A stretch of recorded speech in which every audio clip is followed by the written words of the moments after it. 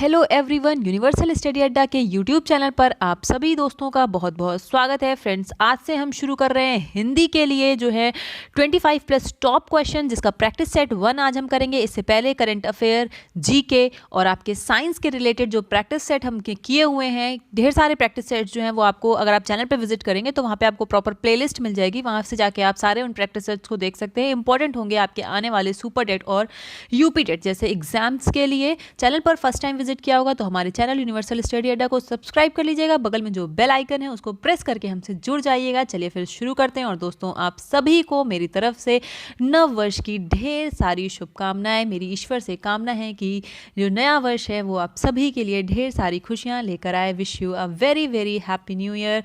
तो चलिए स्टार्ट करते हैं इसी के साथ अपना पहला प्रश्न। और यहाँ पे हमारा पहला प्रश्न है कि वह अगले वर्ष आएगा। इस वाक्य में आपको कारक बताना है। कौन सा कारक है? अपादान कारक, संबंध कारक, अधिकरण कारक या फिर कर्म कारक।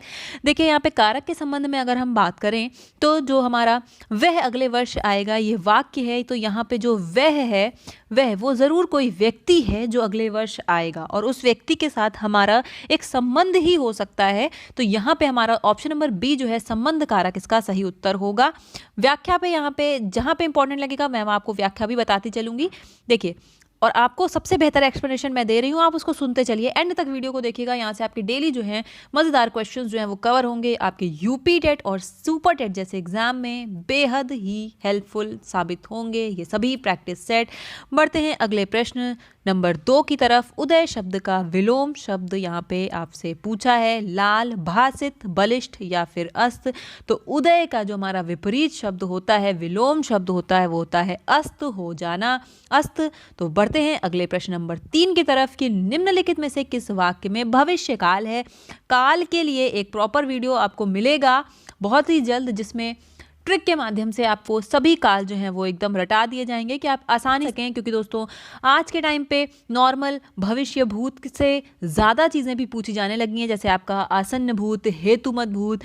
तो इसके संबंध में आपको एक वीडियो मिलेगा, उसके लिए आप बेफिक्र रहिएगा। देखिए, यहाँ पे क्वेश्चन ये है कि निम्नलिखित में से किस वाक्य में भविष्य काल है। मैं आपकी प्रतीक्षा करूँगा, मैंने एक पेड़ काट लिया, मैं पुस्तक पढ़ने वाला था, या फिर मैं आपका आभारी हूँ। तो करूँगा जो है हमारा शब्द आ रहा है गागीगे, जैसा कि आता भी है भविष्य काल में। तो मैं आपकी प्रतीक्षा करूँगा, यहाँ पे हमारा भविष्य काल का जो है वो वाक्य है। Option number A is the right answer. Next question में देखिए आपसे पूछा है कि निम्नलिखित लोकोक्तियों और मुहावरों के सही अर्थ चुनकर आपको लिखने हैं। और चौथा और पाँचवा क्वेश्चन जो है इसी बेस पर होगा। देखिए, क्वेश्चन नंबर 4 कि ऊँट के मुँह में जीरा। आपने सुना भी होगा ये अपने डेली बोलचाल की भाषा में कि ऊँट के मुंह में जीरा। 4 ऑप्शन है यहाँ पे आपके पास। बहुत अधिक खाने वाले को बहुत कम देना, जानवर को दवाई देना, बड़े प्राणी को सांत्वना देना, या बहुत बड़े प्राणी को भोजन बनना। तो यहाँ पे ऑप्शन नंबर ए जो है कि यदि कोई व्यक्ति बहुत अधिक खाता है और आप उसे थोड़ी सी चीज़ देते हैं या बहुत कम चीज़ देते हैं, तो वो उसके लिए क्या हो जाएगी? ऊँट के मुंह में जीरा हो जाएगी। इस यहाँ पे इसका सही अर्थ जो है ऑप्शन नंबर ए होगा। Option number A is the right answer. Next question लेंगे। नंबर 5 में पूछा है कि जूते चाटना का जो है वो अर्थ क्या होगा। 4 ऑप्शन है। इधर उधर घूमना, घूस देना, जूतों को चमकदार बनाना, या फिर खुशामद करना। बहुत लोग घूस देना जो है वो इसका जल्दबाजी में लगा देते हैं जूते चाटना का जो है अर्थ, लेकिन आप यहाँ पे ध्यान रखिएगा कि ऑप्शन नंबर डी खुशामद करना, किसी की खुशामद करना का सही अर्थ होता है जूते चाटना। तो ऑप्शन नंबर डी जो है यहाँ पे वो इसका सही उत्तर होगा। देखिए, अगला प्रश्न है 6 और 7 में जो आपसे पूछा जाएगा कि निम्नलिखित वाक्यों में आए जो रिक्त स्थान है, यानी फिल इन दी ब्लैंक है, जैसे ये यहाँ पे है, उसमें आपको पूर्ति करनी है 4 ऑप्शन में से सही शब्द को चुनकर। तो माता जी को और डैश यहाँ पे दिया हुआ है। माता जी को आप आशीर्वाद देंगे, शुभाकांक्षा देंगे, प्रणाम करेंगे या फिर स्नेह देंगे। तो अगर सबसे अप्रोप्रिएट वर्ड हम देखें जो माता जी के संबंध में यहाँ फिल होना चाहिए वो है प्रणाम। हम बड़ों को क्या करते हैं? प्रणाम करते हैं, और छोटों को आशीर्वाद देते हैं। तो बड़ों को प्रणाम के संबंध में यहाँ माता जी को जो है वो प्रणाम शब्द का यूज होगा। बढ़ते हैं अगले प्रश्न नंबर 7 की तरफ। और प्रश्न नंबर 7 है कि ऐसा व्यक्ति जिसके आने का दिन और समय पहले से निश्चित नहीं होता क्या कहलाता है? अभ्यागत, गणमान्य, अतिथि, असामयिक। अतिथि जो है वो ऐसा व्यक्ति होता है जिसके आने का कोई दिन और समय निश्चित नहीं होता है। और हमारे यहाँ तो वैसे भी अतिथि जो है वो देवो भव, अतिथि देवो के समान होता है। बढ़ते हैं अगले प्रश्न की तरफ। प्रश्न नंबर 8 है कि स्वच्छ शब्द का पर्यायवाची शब्द बताइए। स्वच्छ शब्द का पर्यायवाची शब्द बताइए। पाकिल, नीरज, नीरद या फिर निर्मल। तो यहाँ पे आपका ऑप्शन नंबर डी जो निर्मल है, कभी आपने जल के संबंध में ये सुना होगा, जल की विशेषताएं बताता है, निर्मल जल, स्वच्छ जल। तो यहाँ पे स्वच्छ का जो पर्यायवाची शब्द है वो निर्मल है। उसके अलावा नीरद, नीरज जो ये सब हैं, ये आपके बादल या फिर कमल जो है, इन सब के पर्यायवाची होते हैं। स्वच्छ का पर्यायवाची आपका जो है वो निर्मल हो जाएगा। बढ़ेंगे प्रश्न नंबर 9 की तरफ, और प्रश्न नंबर 9 और 10 में पहले आप समझ लीजिए कि आपको करना क्या है। निम्नलिखित वाक्यों में से कुछ में त्रुटियां हैं और कुछ में त्रुटियां हो, उनके अनुरूप अक्षर ए बी सी वाले गोले को काला करें। यदि वाक्य में कोई त्रुटि नहीं है तो आपको ऑप्शन डी चूज करना है। क्वेश्चन समझिए, क्वेश्चन देखिए, अब आपको समझ में आएगा। मुझे कल 2 किलो लीची खरीदने हैं, कोई त्रुटि नहीं है। तो यहाँ पे 1, 2, 3 और 4 इस तरीके से आपको दिए। मुझे कल 2 किलो, ऑप्शन सी में लीची खरीदने हैं, और डी में कोई त्रुटि नहीं। साफ समझ में आ रहा है कि त्रुटि तो यहाँ अवश्य है, तो ये डी ऑप्शन गलत हो जाएगा। मुझे कल 2 किलो, यहाँ तक सही है, लेकिन लीची खरीदने हैं ये वाक्य सही नहीं है, लीची खरीदनी है होगा। तो यहाँ पे ऑप्शन नंबर सी जो है इसका सही उत्तर होगा। बढ़ते हैं प्रश्न नंबर 10 की तरफ, और प्रश्न नंबर 10 हमारा है कि प्रश्न नंबर 10 है कि अपने अपने किताबें बस्ते में डाल लो, कोई त्रुटि नहीं। अपने अपने किताबें बस्ते में डाल लो, बस्ते में डाल लो सही है, लेकिन अपने अपने किताबें नहीं, अपनी अपनी किताबें होगा। तो ऑप्शन नंबर ए में त्रुटि है, ए इसका सही उत्तर होगा। 11 और 12 में देखिए आपको यहाँ पे क्या करना है कि निम्नलिखित में अनेकार्थी शब्द दिए गए हैं, एक अर्थ शब्द के साथ ही लिखा है, दूसरा अर्थ आपको बताना है। जैसे आपका जो प्रमत्त है उसका अर्थ है स्वेच्छाचारी, प्रमत्त का अर्थ है स्वेच्छाचारी, दूसरा अर्थ आपको बताना है उन्मत्त, प्रपीड़ित, परितप्त या फिर उत्कृष्ट। तो प्रमत्त का एक अगर वर्ड स्वेच्छाचारी है तो दूसरा इसका अगर हम अनेकार्थी एक जैसे अर्थ की बात करें तो ऑप्शन नंबर ए जो है हमारा उन्मत्त जो है इसका दूसरा अर्थ हो जाएगा। देखिए यहाँ पे लिखा है प्रमत्त स्वेच्छाचारी शब्द का दूसरा अर्थ जो है वो उन्मत्त है। नेक्स्ट क्वेश्चन, क्वेश्चन नंबर 12 है कि यदि एक कनक का अर्थ धतूरा है तो दूसरा अर्थ क्या होगा। प्रसाद, कसौटी, आभूषण या फिर सोना। कनक कनकते 100 गुनी, मादकता अधिकाय, या खाए बोराए जग वा पाए बोराए सुना होगा। बहुत ही प्रचलित उदाहरण है, बचपन से ही पढ़ते आए हम लोग। तो कनक का जो है वो धतूरा और दूसरे कनक का अर्थ सोना हो जाएगा, सोना, पहनने वाला जो सोना है, आभूषण है। बढ़ते हैं प्रश्न नंबर 13 की तरफ। 13 में कह रहे हैं कि रीत्य अनुसार शब्द का संधि विच्छेद क्या होगा। रीति प्लस अनुसार, रीत्य प्लस अनुसार, ऋतु प्लस अनुसार या रीत प्लस अनुसार। बात करें सही उत्तर की यहाँ पे, तो आपका यहाँ पे सही उत्तर हमारा जो है वो ऑप्शन नंबर ए यानी कि रीति प्लस अनुसार। रीति, अब आप व्याख्या देख लीजिए कि रीत्य अनुसार शब्द का संधि विच्छेद रीति प्लस अनुसार। रीति देख लीजिए, री में पीछे से मात्रा लगी है और ता में जो है वो आगे से मात्रा लगेगी, इस प्रकार होगा। संधि कौन सी है बात करें तो यण संधि है। यण संधि के संबंध में आपको एक ट्रिक बता दें कि कभी भी या, वा और रा, या, वा और रा से पहले यदि आपको आधा अक्षर मिले, देखिए जैसे यहाँ पे या से पहले आपको आधा अक्षर मिला था तो वहाँ सदैव जो है वो यण संधि होती है, सदैव यण संधि होती है। इस बात को ध्यान रखिएगा, आपको ऑप्शन अपने आप से समझ में आएगा। लेकिन यहाँ पे आपसे विच्छेद पूछा था तो आपको विच्छेद भी पता होना चाहिए। Option number A is the right answer.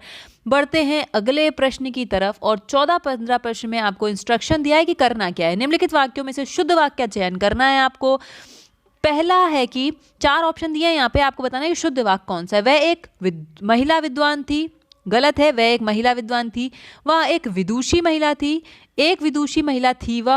वह एक विद्वान महिला थी। तो महिला के संबंध में हम कभी भी विद्वान शब्द का यूज नहीं करते हैं। महिला जो है वो विदुषी होती है, और ऑप्शन नंबर बी वह एक विदुषी महिला थी जो यहाँ पे इसका सही उत्तर होगा। दोस्तों चैनल को सब्सक्राइब कीजिएगा अगर अभी तक सब्सक्राइब नहीं किया होगा, और फर्स्ट टाइम देख रहे हैं तो चैनल को जरूर सब्सक्राइब कर लीजिए। डेली प्रैक्टिस सेट आपको यहाँ मिलने वाले हैं आपके यूपी टेट और सुपर टेट के लिए।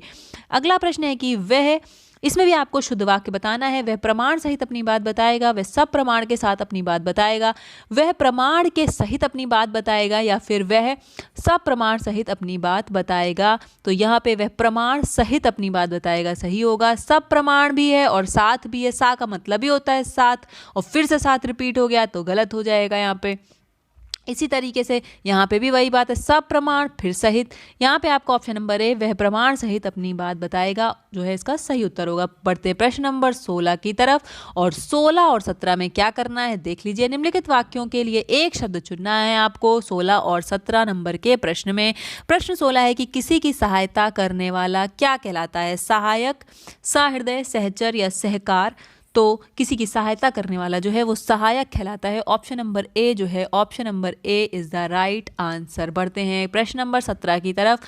भला चाहने वाला, किसी का भला चाहने वाला निस्वार्थ, पुण्य आत्मा, हितैषी या फिर सहायक। तो यहाँ पे हितैषी जो है ऑप्शन नंबर सी जो है, भला चाहने वाला को हम हितैषी कहते हैं। सहायक किसी की सहायता करने वाले को कहते हैं। पुण्य आत्मा जिसकी आत्मा पुण्य हो, पवित्र हो। और निस्वार्थ जब बिना स्वार्थ के कोई कार्य किया जाए। लेकिन भला चाहने वाला को हितैषी, ऑप्शन नंबर सी यहाँ पे सही होगा। देखिए व्याख्या में यहाँ पे बताया भी हुआ है। नेक्स्ट क्वेश्चन, और बहुत बढ़िया क्वेश्चन है। अखियां हरि दर्शन की भूखी, कैसे रहें रूप रस रांची, ए बत्तियां सुनी रूखी। यहाँ पे प्रश्न नंबर 18 में आपको बताना है कि कौन सा रस प्रयोग किया गया है। वीर रस, वियोग श्रृंगार रस, शांत रस या फिर संयोग श्रृंगार रस। तो यहाँ पे व्याख्या इसकी देखिए तब आपको अच्छे से समझ में आएगा कि इस पंक्ति में वियोग श्रृंगार रस है। श्रृंगार रस का स्थायी भाव क्या होता है? रति। और श्रृंगार रस में नायक जो है उसका पारस्परिक मिलन एवं विच्छेद जो अलग होता है। नायक और नायिका जो हैं वो अलग होते हैं। यहाँ पे कृष्ण और गोपियों के जो हैं वो अलग हैं, इसलिए कहा है कि अखियाँ हरिदर्शन की प्यासी यहाँ पे। तो यहाँ पे आपका ऑप्शन नंबर बी वियोग श्रृंगार रस जो है वो हो जाएगा। बढ़ते हैं प्रश्न नंबर 19 की तरफ। और अभी आपसे एक प्रश्न पूछा था कि वाक्य को शुद्ध कीजिए, वैसा ही सेम प्रश्न 19 में पूछ लिया है कि विद्वान शब्द का स्त्रीलिंग क्या होगा। अभी मैंने आपको बताया था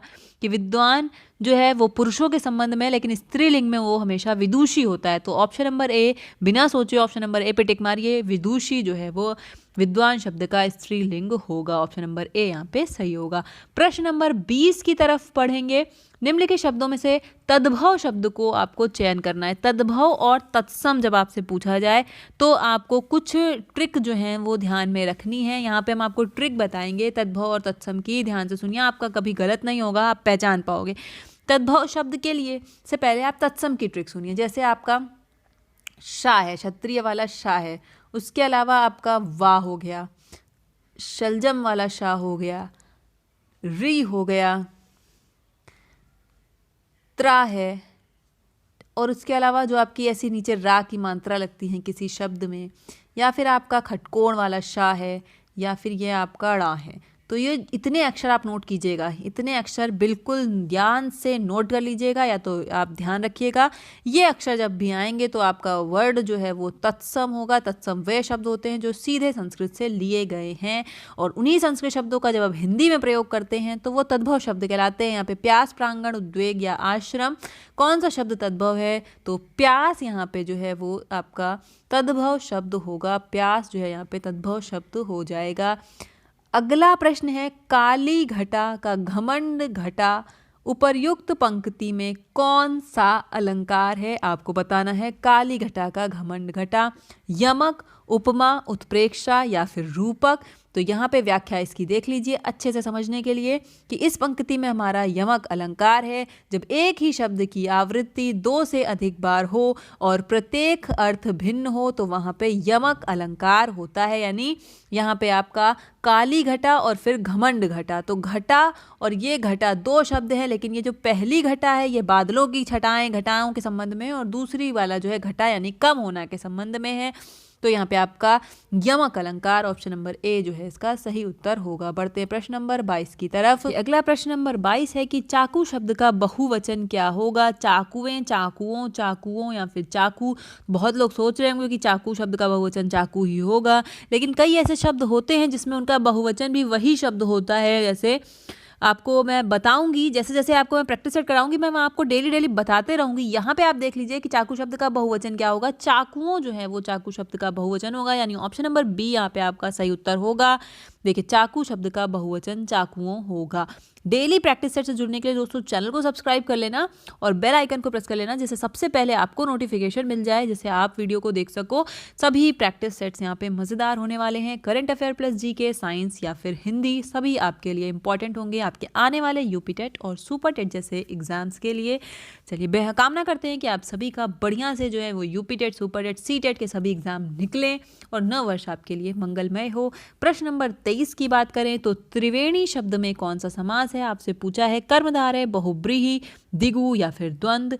बात कर ले त्रिवेणी की तो जब भी हमारा किसी भी शब्द का जो पहला वर्ण है या पहला जो हमारा पद होता है वो यदि संख्यावाची है, संख्यावाची, द्वि, त्रि, तो इस तरीके के जो हमारा समास होते हैं वो द्विगु समास होते हैं। व्याख्या यहाँ पे आप देख सकते हैं कि द्विगु समास में पूर्व पद जो है वो संख्यावाचक होता है और इसलिए जो ये है यहाँ पे ये संख्याएं मिलकर एक समूह दर्शाती हैं, लेकिन उसके अर्थ को नहीं। जैसे सत सही तो यहाँ पे 7 है, पंचवटी यहाँ पे 5 है, चौखट में यहाँ 4 है, त्रिवेणी में यहाँ त्रि है, ती गंगा में यहाँ त्रि है। तो इस तरीके से जब पूर्व पद संख्यावाचक हो तो वहाँ पे द्विगु समास होता है।